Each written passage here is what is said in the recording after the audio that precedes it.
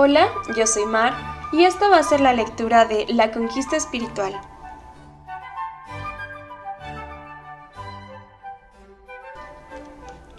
Si la conquista militar de Nueva España parece estar influida por el fenómeno de la Reconquista española, la conquista espiritual llevará como marca definitiva el peso de la Contrarreforma.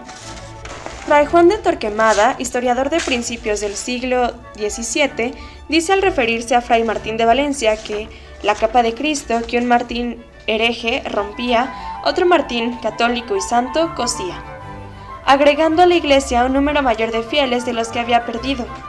La conquista de América no significa solamente la incorporación de nuevas extensiones de tierra a los dominios de la corona española, significa también la incorporación de los indígenas al mundo cristiano de Occidente, incorporación que no fue solo un resultado, sino una condición. La justificación del dominio de las nuevas tierras, la justificación del sometimiento de sus antiguos señores a la corona de Castilla, la justa guerra, se estableció por la necesidad e importancia de convertir un mundo de infieles a la fe verdadera. El propósito religioso de convertir a los paganos fue el verdadero título de la expansión jurisdiccional española. Así, pues, el problema de la cristianización e hispanización del indígena, o en última instancia de su occidentalización, estuvo siempre ligado a la necesidad de justificar la expansión imperial europea. Esta justificación se construyó sobre dos ideas fundamentales que arrastraron con ellas todas las corrientes de pensamiento de la cultura occidental cristiana. Esas mismas ideas, aunque expresadas en forma diversa, se mantuvieron vigentes mientras duró la expansión imperial de los tiempos modernos. Una defendía que la base de todo dominio se derivaba de la condición religiosa de los hombres. La otra sostenía que la base del dominio se derivaba de la superioridad de una civilización. La discusión sobre si la base del dominio provenía de la condición religiosa o de la condición racional de los hombres enfrentó las ideas de los seguidores del Ostiense a las de los discípulos de Santo Tomás. Para los primeros, cualquier título legítimo que hubieran tenido los indios sobre sus tierras había terminado con el advenimiento de Cristo. Cristo había sido soberano temporal y espiritual, y el Papa, como su vicario universal, tenía potestad sobre cristianos e infieles. Ningún reino de los recién descubiertos tenía independencia frente a Roma. Los indios poseían tierras solo de manera momentánea, hasta que Roma quisiera recuperarlas. Si los indios no abrazaban la cristiandad y no se sometían al dominio de los cristianos, la guerra que se hiciera contra ellos tenía una causa justa.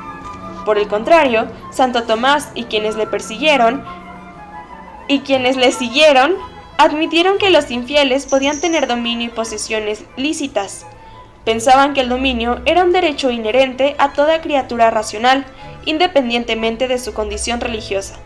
Es decir, que el derecho divino, la distinción entre fieles e infieles, no anulaba el humano, que se fundaba en la razón. La justificación de la guerra de conquista debía establecerse en otros términos: el reconocimiento del derecho de conquista como dominación de los hombres prudentes sobre los bárbaros. Nacida de Aristóteles, sostenida por Orígenes y apoyada por San Agustín, la teoría de la servidumbre natural se sustentaba en la afirmación de que existían diferencias entre los hombres, en cuanto a su uso de razón. Se sostenía en ella que las jerarquías sociales obedecían a un orden natural que iba de lo imperfecto a lo perfecto.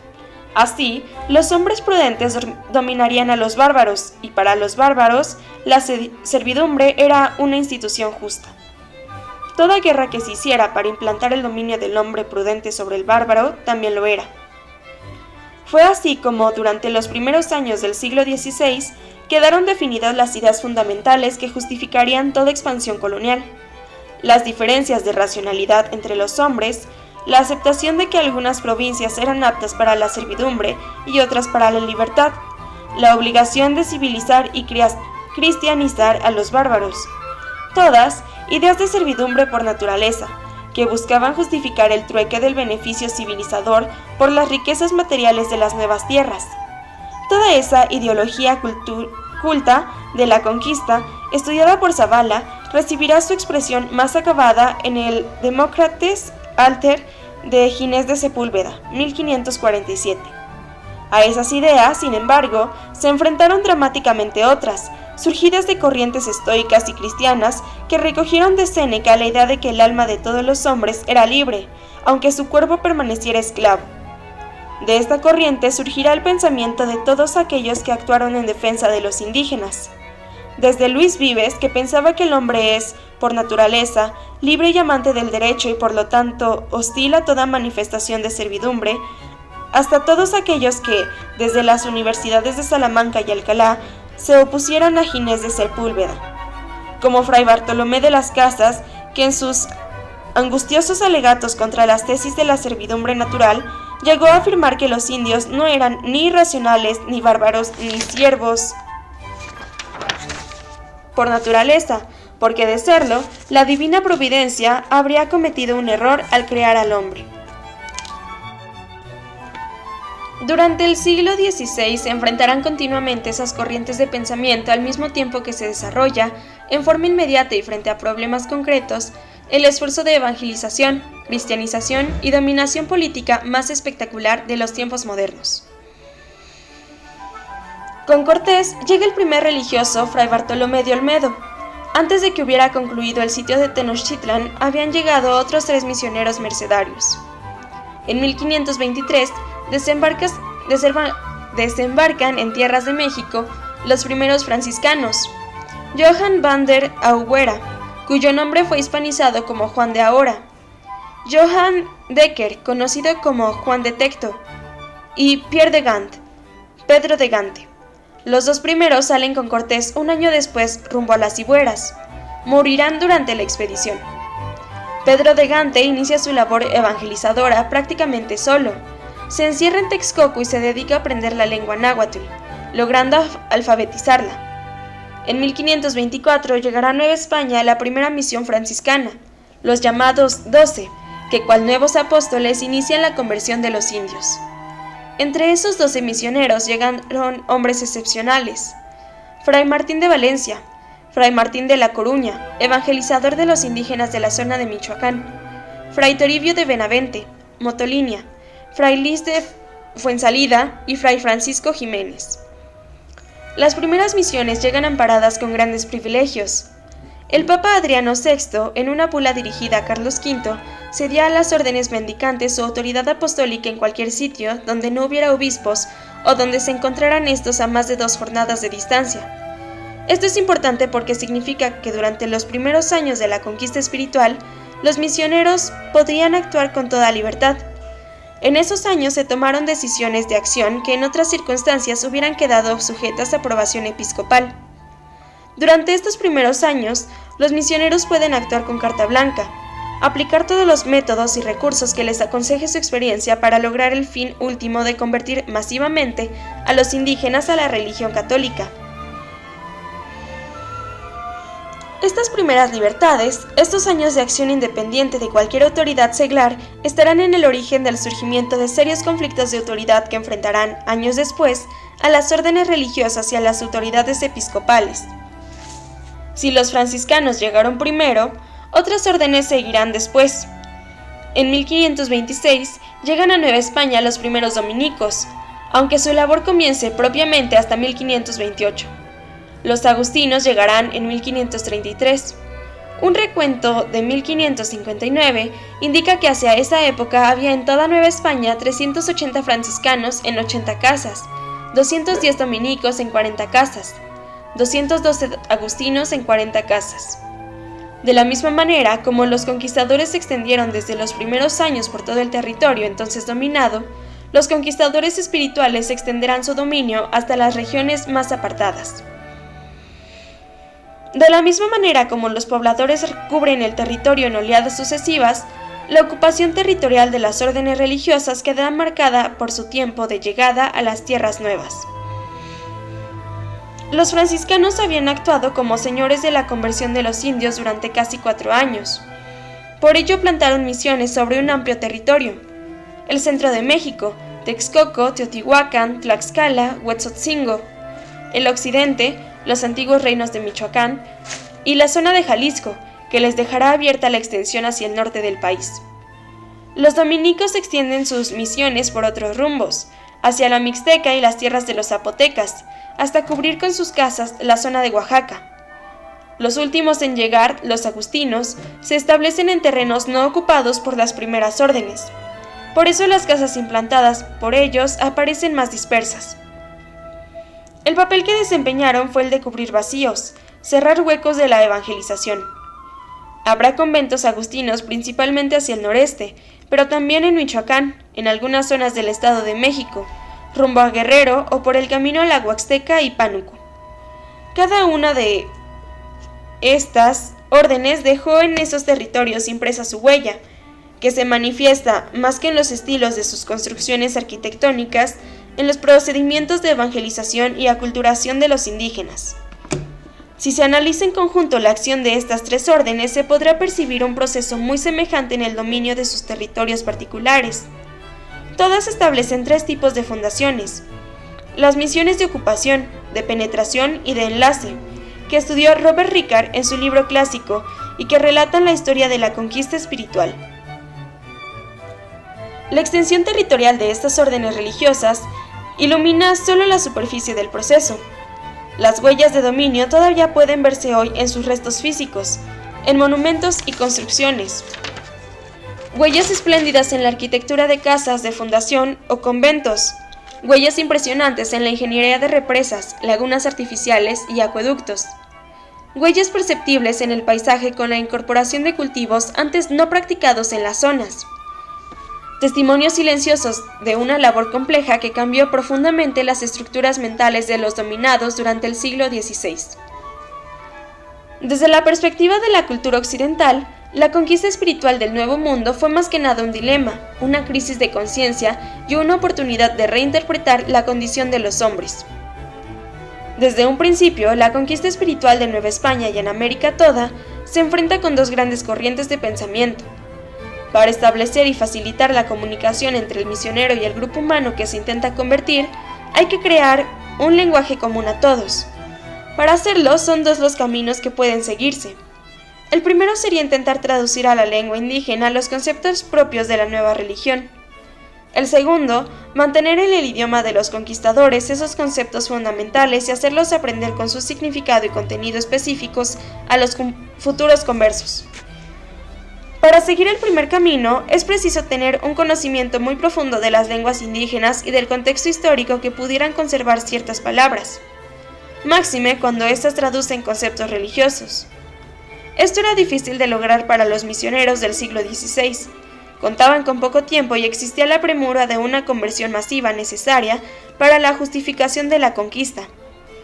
El segundo procedimiento tiene la ventaja de evitar cualquier peligro de heterodoxia. Si al traducir se corre el riesgo de que las palabras conserven parte de su antiguo contenido, si la traducción podía significar la amalgama de ideas cristianas con ideas que no lo eran tanto, la traducción de los conceptos fundamentales de la religión cristiana debía evitarse. Sin embargo, este segundo procedimiento supone también un riesgo. La desventaja a largo plazo es que las nociones de la nueva religión, los conceptos del cristianismo, se presenten siempre con ropaje, con lenguaje extranjero, con la lengua del dominador. Es posible que con ello esos conceptos no traducidos perduren en la mente de los conversos como algo extraño, que se produzca lo que Ricard llamó una civilización de sobrepuestos. El individuo que acepte en esos términos la nueva religión corre el riesgo de sentirse traidor a su propia cultura. Ese fue el riesgo que se corrió durante el siglo XVI, y aunque en muchos casos se produjo esa civilización de sobrepuestos, los misioneros y los conquistadores se cuidaron bien de destruir paralelamente todos los medios de transmisión de la antigua cultura a las nuevas generaciones. Así pues, los misioneros españoles del siglo XVI prefirieron la seguridad de la ortodoxia a cualquier riesgo de traducción de conceptos en lenguajes que les tomaría todavía algunos años dominar. Es sabido, por ejemplo, que nunca se tradujo la palabra Dios por la palabra indígena de Teotl, como a los sacerdotes indígenas se les conociera con el nombre de papas, se prohibió desde un principio toda referencia al papa con ese nombre, utilizando siempre para dirigirse a él el nombre de pontífice. Conceptos como la Trinidad, la Encarnación, la Resurrección, etc., se conservaron siempre en lengua española. No se traducen los conceptos, pero sí los textos. Durante esta primera etapa de la evangelización de los indígenas, Los esfuerzos de los misioneros se centran en la traducción de pasajes de los evangelios, de algunas oraciones, de vidas de santos y otras lecturas ejemplares en lengua indígena.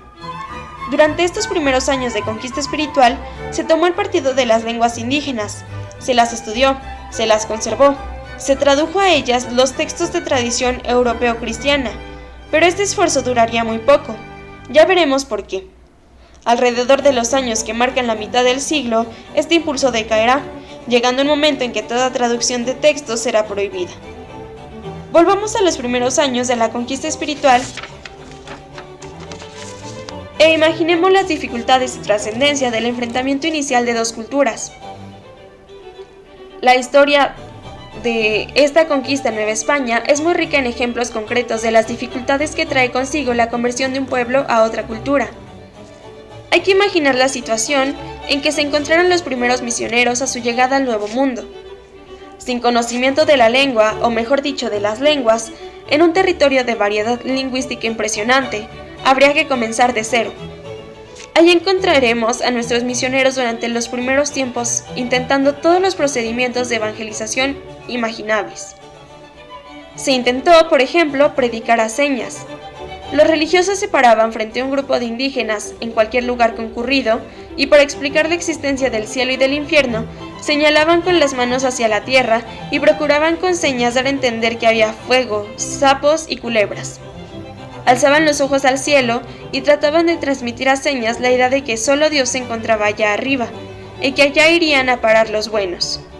Así andaban esos frailes por los mercados, por las plazas y los caminos, y seguramente que usaban cierta curiosidad entre los indios que no comprendían lo que significaban tales ademanes. Un misionero que se recuerda solamente con el nombre de Fray Juan de la Caldera para pintar a los indígenas los horrores del infierno, ideó poner una caldera sobre el fuego y echar dentro varios animales, imagen en vivo del infierno que esperaba a malos e infieles. Otro misionero llegó al grado de arrojarse a sí mismo a las brasas encendidas para demostrar que la carne era débil y flaca, y que no podía soportar el fuego eterno al que quedaría condenada. Cualquier posición extrema parecía actitud titubeante a esos hombres angustiados al no poder comunicar ni hacer comprender a quienes vivían en un error la verdad de la que eran portadores. Movidos por un misticismo apocalíptico heredado de los últimos siglos medievales, los franciscanos alcanzaron un entusiasmo misionero tal que Mendieta llegó a escribir: en penitencia, mengua y estrechura, San Francisco que viniera de nuevo al mundo no les hiciera ventaja. Aunque evidentemente esos procedimientos iniciales no los llevaron muy lejos, la experiencia y el tiempo transcurrido en contacto con los indígenas permitieron a los frailes la aplicación de procedimientos más racionales. Uno de ellos sería la educación sistemática, desde los niños indígenas hijos de principales. Desde 1513, las leyes de Burgos se enfocaban al centro de interés de los misioneros en la educación de los hijos de los indígenas principales, pues convertidos los mayores de la república, cosa fácil es convertir a la gente común. Estos niños, hijos de principales, contaban con el peso de la autoridad de sus padres y llegaron a dar órdenes de que se juntaran sus parientes y vasallos para recibir la doctrina. La evangelización de niños, para que más tarde fueran ellos los evangelizadores, fue apoyada por Cortés, que mandó en 1524 que todos los principales de los poblados localizados a 20 leguas a la redonda de la Ciudad de México enviaran a sus hijos al Colegio de San Francisco. Estos niños se convirtieron en un medio eficaz para la promoción del apostolado, y al mismo tiempo en una terrible arma ofensiva contra la religión y tradiciones prehispánicas. Salían de las escuelas cientos de muchachos a romper, y desde adentro, la sociedad de sus mayores. Como relatan las crónicas recogidas por J.M. Kobayashi, andaban estos muchachos en cuadrillas de 10 y 20, jubilosos destructores de templos de ídolos, delatores de idolatrías clandestinas. En una ocasión llegaron a apresar hasta 200 infieles. Sus mayores los veían espantados y abobados, y quebradas las alas del corazón, romper a sus dioses y arrojarlos al suelo. Motolinia recogió al relato de la muerte de un sacerdote del dios Ometochtli en Tlaxcala, sacrificado a pedradas por estas cuadrillas de muchachos cristianizados. Todos los que creían y servían a los ídolos quedaron espantados. en ver tan grande atrevimiento de muchachos. La observación de todos esos procesos y resultados en la lucha por la conquista espiritual del Nuevo Mundo produjo una mecánica de enfrentamiento, observación y aprendizaje que revolucionaría muchos de los métodos tradicionales de evangelización. Como los indígenas usaban de pinturas para transmitir sus historias, los misioneros, aún antes de conocer las lenguas, comenzaron a predicar valiéndose de cuadros. Todavía podemos ver algunos en las iglesias o los museos. Cuadros que pintan escenas de la vida de Cristo, del triunfo de la fe, del infierno y del purgatorio, escenas del paraíso. Pinturas en serie hechas por artífices indígenas copiando modelos europeos, flamencos o italianos, y que inauguran también nuevas formas de aculturación. Como podemos ver, a su nivel minúsculo, el uso de imágenes sucesivas que describen a la secuencia de un Ave María en los códices testerianos. De la misma manera se aprovechó el gusto por el baile y la música de los indígenas para dirigirlos a una nueva cultura. Más que por las predicaciones se convierten por la música, decía Zumárraga. Pedro de Gante escribió: toda su adoración de ellos a sus dioses era cantar y bailar delante de ellos, y como yo vi esto, y que todos sus cantares eran dedicados a sus dioses, compuse metros muy solemnes sobre la ley de Dios y de la fe. Para hacer todo aquello, fue necesario tener intérpretes, instrumento capital de la dominación. Los religiosos procuraron atraerse a todos los que tenían facultades para hacerlo. Los buscaron entre esos pequeños niños españoles traídos o nacidos en las tierras nuevas que compartían sus juegos con sus amigos indígenas. Fray Alonso de Molina puede ser el ejemplo clásico. O entre los niños indígenas, maestros de los evangelizadores, que al compartir sus juegos infantiles con los frailes inventaron métodos de aprendizaje y enseñanza de las lenguas. Los misioneros, dejando a ratos la autoridad de sus personas, se ponían a jugar con ellos con pajuelas o pedrezuelas, los ratillos que tenían de descanso y traían siempre papel y tinta, y en oyendo el vocablo al indio lo escribían y el propósito que lo dijo. A la tarde juntábanse los religiosos y comunicaban los unos a los otros sus escritos y conformaban aquellos vocablos al romance. Niños indígenas que se recogían y criaban dentro del convento y que luego, ya cristianizados, como diría años después Torquemada, tanta fue la ayuda que dieron que ellos llevaron la voz y sonido de las palabras de Dios a todas las partes donde los mercaderes naturales llegaban y trataban. Muy pocos años habían pasado desde la llegada de los misioneros y ya Fray Domingo de la Anunciación pudo escribir un breve sermón en castellano, hacerlo traducir por alguna lengua, aprenderlo de memoria y salir a declamarlo por los mercados. Sin embargo, la limitación de la lengua traía problemas más complejos. La predicación, bien que mal, podía hacerse, pero los cristianos no contaban todavía con los medios para cumplir con el precepto de la confesión. La confesión no podía hacerse por medio del intérprete. El conocimiento de las lenguas indígenas era una condición necesaria para lograr una evangelización efectiva. Ya la reina Doña Juana y luego Carlos V habían alentado el estudio de las lenguas indígenas entre los religiosos, los sacerdotes y los niños, porque los que de ellos viniesen a ser sacerdotes o religiosos o a tener oficios públicos en los pueblos, pudieran mejor doctrinar y confesar los indios y entenderles las cosas que contratare, pues siendo tantos no se puede dar orden por ahora como ellos aprendan nuestra lengua. Más que nada, el aprendizaje de las lenguas indígenas fue impuesto por la situación real y concreta en que se encontraron los misioneros. Así pues, siguiendo las fronteras de su expansión geográfica, los franciscanos se especializan en el estudio del náhuatl y del tarasco. Los dominicos deben aprender el mixteco, el zapoteca y el chontal, además del otomí y el pirinda. Los agustinos tendrán que dominar el náhuatl, el otomí, el tarasco, el huaxteco, el matlatzinca, el totonaca, el mixteco, el tlapaneca y el oculteca. Sabemos que ya en 1540, el prior de San Pablito Pahuatlán, Sierra de Puebla, predicaba y confesaba en náhuatl, otomí y totonaco. Entre los misioneros se encuentran los nahuatratos más distinguidos: Fray Luis de Fuensalida, Fray Francisco Jiménez, Fray Alonso de Molina y Fray Bernardino de Sahagún. Entre quienes alcanzaron un dominio absoluto del idioma tarasco tenemos a Fray Pedro de Garovillas, Fray Juan de San Miguel y Fray Maturino Gilberti. Durante esta primera etapa de la conquista espiritual, los trabajos lingüísticos se complementan con la impresión de obras en lenguas aborígenes. Había que poner en manos de los evangelizadores libros que facilitaran su labor de enseñanza. Se publican por ello un buen número de obras. Rickert llegó a inventariar 109, divididas en dos categorías: las de artes, gramáticas y vocabularios, y las de doctrina, catecismos, traducciones del Evangelio, de las epístolas, vidas de santos. La mayor parte de ellas se perdió para nosotros. García y Casbalceta en el siglo pasado encontró solo 40. Alguna que otra que corrió manuscrita puede yacer entre el polvo de los archivos conventuales. Casi todas fueron quemadas por órdenes del Santo Oficio. Los misioneros españoles estudian las lenguas indígenas y dejan la huella de su actividad en todos los terrenos. En el paisaje rural, por ejemplo, los misioneros provocaron al estudiar y dominar el náhuatl una extensión del uso de esta lengua como segunda lengua de la dominación. Mucho de lo que no se traduce al español se traduce al náhuatl. Los nombres de los sitios, algunos cerros, valles o poblados serán nombrados en náhuatl por los españoles. Con ese nombre llegarán a nosotros y de esa manera el náhuatl acabó por predominar en lugares donde era únicamente la lengua franca en tiempos prehispánicos.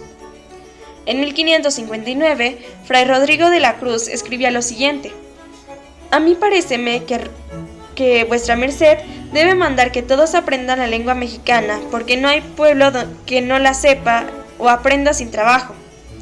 Es lengua elegantísima y entre nosotros hay frailes que la saben muy bien». El estudio de las lenguas indígenas abrió a los misioneros el mundo de una nueva cultura. Su descubrimiento los llevaría a estudiarla. Por eso la labor de los misioneros del siglo XVI produjo lateralmente una serie de estudios que hoy se califican de etnográficos. Los misioneros españoles inventaron y desarrollaron toda una serie de métodos de encuesta y análisis, antes apenas utilizados en Occidente, que se perfeccionarían en forma paralela a la extensión de los imperios coloniales en los tiempos modernos. En el siglo XVI surgen con el dominio colonial los métodos de investigación que llegarán a formar el cuerpo de las disciplinas antropológicas. En este sentido, la labor de Fray Bernardino de Sahagún fue ejemplar. Bernardino de Ribeira, de origen gallego o portugués, había nacido en el pueblo de Sahagún. Hizo sus estudios en Salamanca y llegó a México en 1529, con 19 frailes de la orden franciscana. Murió en 1590 sin haber vuelto a salir de México. Dedicó su vida en Nueva España a estudiar la historia y costumbres de los indígenas. Sahagún pensaba lo siguiente: el médico no puede acertadamente aplicar las medicinas al enfermo sin que primero conozca de qué humor o de qué causa procede la enfermedad. Los predicadores son médicos de las ánimas. Conviene que tenga experiencia de las enfermedades espirituales. Muchos otros pecados hay entre los indios, además del hurto y la borrachera, muy más graves y que tienen necesidad de remedio. Para predicar contra estas cosas y aún para saber si las hay, menester es saber cómo las usaban en tiempo de su idolatría, que por falta de no saber esto en nuestra presencia, hacen muchas cosas idolátricas sin que las entendamos». Sahagún y sus hermanos de orden comprendían bien el problema que para la evangelización significaba el desconocimiento de las antiguas costumbres de los indígenas, de su significado cultural y social, problema delicado como pocos. La religión de los indígenas incluía ciertas formas de culto, ceremonias y creencias que presentaban analogías con las practicadas por los cristianos. Huitzilopochtli fue concebido en Coatlicue Virgen. Existía un tipo de comunión, el comer la carne del sacrificado o la costumbre de tomar alimentos hechos de pasta con la figura de Huitzilopochtli. Había un lavatorio de recién nacidos muy semejante al bautismo de los cristianos, un tipo de confesión. Sin embargo, las semejanzas eran formales y las diferencias esenciales. La confesión, por ejemplo, tenía efectos de justicia temporal. Por ello, los indios, luego de confesarse, solían pedir una cédula firmada para mostrarla a los justicias y probar que habían hecho penitencia. El paraíso de los indígenas no se alcanzaba por la manera como se hubiera vivido, sino por las circunstancias específicas en que los individuos morían. Estas semejanzas formales fueron explicadas por los misioneros. Vieron en ellas una especie de parodias diabólicas de las prácticas cristianas. Existían por consejos del demonio. El haber encontrado esas prácticas entre los indígenas resultó más un obstáculo para la evangelización que una ayuda. Había, pues, que romper radicalmente con ese pasado. El cristianismo no podía presentarse como un perfeccionamiento de las antiguas religiones, sino como algo fundamentalmente distinto. Pero todo aquello pudo saberse y realizarse su destrucción, gracias a los estudios de los misioneros. Reflexión y acción, utopía y realidad. El sueño de que renaciera en el nuevo mundo el cristianismo primitivo, ya corrompido en Occidente, se materializó en los hospitales pueblos de Vasco de Quiroga, en el de Santa Fe, encomendado a Fray Alonso Borja. Unos 30.000 indígenas llevaron una vida comunitaria y casi monacal, resintiendo apenas las presiones de la violencia del mundo que los rodeaba. El sueño de que los indígenas se incorporaran plenamente al mundo de Occidente con los mismos derechos, con la misma capacidad de acción y de creación, apenas se mantuvo vivo algunos años en el Colegio de Santa Cruz de Tlatelolco, fundado en 1528 con el apoyo de Fray Juan de Zumárraga y del virrey Antonio de Mendoza en 1536. El colegio tenía 70 muchachos indígenas que estudiaban gramática y facultades, con la idea de que llegaran más tarde al sacerdocio. Muy pronto, en 1540, se dejó de apoyar al colegio, y en 1555, cuando se prohibió ordenar a indios, mestizos y negros, Tlatelolco terminó por ser una escuela de barrio entre otras muchas. Antonio Valeriano, Alonso Bejerano, Pedro de Buenaventura, Diego Grado y Bonifacio Maximiliano, los brillantes alumnos de la primera generación del Colegio de Santa Cruz de Santiago Tlatelolco, pasaron a la historia como la expresión de una posibilidad que no llegó a cumplirse. Porque esos misioneros que predicaban con el ejemplo, que lucharon contra los españoles amantes de oro y joyas, que vivieron como pobrecitos, Motolonia en náhuatl significa pobrecito, y en quienes los indígenas encontraron apoyo porque andan pobres y descalzos como nosotros, comen lo que nosotros, asientan entre nosotros, conversan entre nosotros mansamente. Fueron sin quererlo el instrumento definitivo de la dominación. Dice Sahagún: todo cesó por la venida de los españoles, y porque ellos derrocaron y echaron por tierra todas las costumbres y manera de regir que tenían estos naturales, y quisieron reducirlos a la manera de vivir de España. Así en las cosas divinas como en las humanas, teniendo entendido que eran idolátricas y bárbaras, perdióse todo el regimiento que tenían.